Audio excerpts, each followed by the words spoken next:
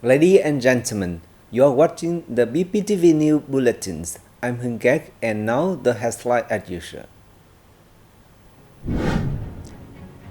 People encouraged to participate in tree planting and afforestation. Over 5,000 immigration files processed in the first 2 months. ASEAN commits to close finance banking cooperation. Hà Giang look to promote culinary tourism. Ladies and gentlemen, the Bình Phước Provincial People Committee has issued a plan on organizing tree planting around the province in 2024. A total of over 739,000 trees are expected to be planted, both in urban and rural areas. The Provincial People's Committee has assigned specific targets to each district, town, city, department, sector, and rubber company in the province. For rural greenery, planting locations include construction projects and residential areas, not yet allocated funds for tree planting. Priorities will be given to planting species such as black star, tongue oil trees, red ironwood, and camphor. The Provincial People's Committee said the tree planting efforts must be practical and effective, creating the conditions for all agencies, organizations, schools, and armed forces, as well as all people to take part. It is also necessary to raise awareness about the role and significance of tree planting and afforestation, encourage all levels, sectors, and people to actively participate and comply with forestry regulations, contribute to environmental protection, disaster reduction, and climate change adaptation, and gradually improve the living environment in the community. Thanks to enhancements from administrative reform and the applications of online public services in immigration management, the processing of immigration procedure for citizens has been completed on time as prescribed by laws. In the first 2 months of this year, the Immigration Department of the Bình Phước Provincial Police received and processed nearly 6,000 immigration application files, with 5,297 applications submitted online through the Ministry of Public Security's online public service portal, with a success rate of 98.6%. In response to the increased number of applications, the department proactively allocated staff to assist people with online passport applications, while also processing online applications to save time and meet the needs of the public. To avoid unnecessary errors and save time, citizens applying for passports and other immigration procedures should prepare their ID card and have a phone with an updated citizen identification or activated electronic identification account. After a trial period, the community engagement Saturday model is now being appended to various communes and wards in Đông Xoài City, Bình Phước Province. The model initially fostered friendliness and strengthened the trust of people in party, committee, and local authorities. Communities Engagement Saturday has received support from local people, allowing households to meet with local authorities to offer suggestions and feedback. The contributions of local people will act as a basis for local authorities to make adjustments to leadership and management, while timely addressing grassroots suggestions, thereby reducing higher-level complaints. The model is being implemented and adjusted to fit the local reality. The community engagement sessions in wards and communes around Đông Xoài City will be held alternately in residential areas every month, aiming to become a forum for people to directly express their opinions to party committees and local authorities.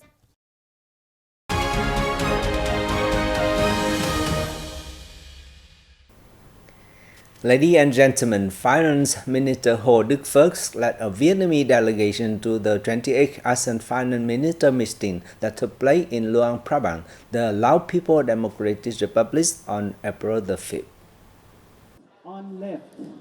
Delegates at the meeting highlighted remarkable progress in the implementation of finance banking cooperation initiatives, which have contributed to fulfilling targets of the ASEAN Economic Community Blueprint 2025. They agreed on the need to maintain public debt stability, consolidate fiscal policies, apply macro policies cautiously, and continue to pursue reform goals and sustainable growth given a host of challenges ahead. In their remarks, the Vietnamese Minister of Finance expressed his support for initiatives raised by Laos' 2024 ASEAN Chair, with the theme of enhancing connectivity and resilience. The minister applauded efforts and outcomes of ASEAN insurance cooperation in the past year and affirmed that the collaboration is on the right track with such activities as knowledge sharing and dialogue, thus ensuring a healthy insurance business environment. He suggested the enhancement of cooperation in green finance and transition finance both within the ASEAN and between it and external partners. A joint statement was issued at the end of the conference. The General Statistics Office reported a decades high number of new businesses established nationwide in the first quarter. According to General Statistics Office, GSO, a total of 36,224 new firms was established in the period. Taking into account enterprises resuming operation, the number reached 59,848. Also in Q1, nearly 74,000 enterprises ceased operations. The majority of them, 72.1%, were temporary suspensions, with over 54,000 expected to resume operation in the future. A positive sign emerged in March, when the number of newly established businesses and those resuming operation exceeded that of those temporarily withdrawing from the market. The GSO report identified small-scale enterprises, which have capital of below 10 billion Vietnam dongs, $416,000, as the most common type of businesses exiting the market, nearly 90%. It is also noteworthy that over 74% of those stopping operation were in the service sector. To address challenges and stimulate production and business activities, the GSO proposed that the government consistently prioritize growth in tandem with ensuring macroeconomic stability, controlling inflation and ensuring the major balances of the economy, among others. Ladies and gentlemen, renowned for its rich cultural heritage, Haiyan captivates visitors not only with its breathtaking natural landscape and hospitable people, but also with its delectable cuisines.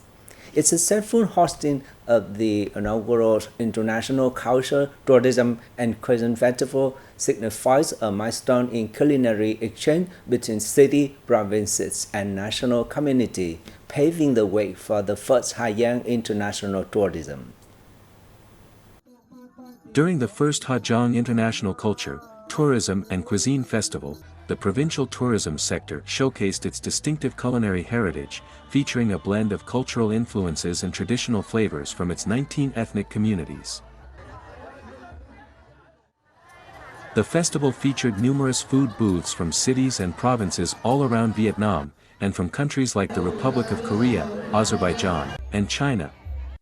Foreign businesses recognize that cuisine has the potential to bridge diverse cultures while drawing in tourists.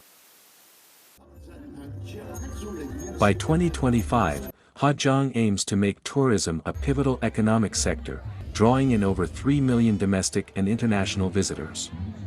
The province will prioritize promoting culinary tourism development, especially following on from the success of the inaugural Hajong International Culture, Tourism and Cuisine Festival. And that's all for the news today. Thank you for watching BPTV News. Goodbye and see you next time.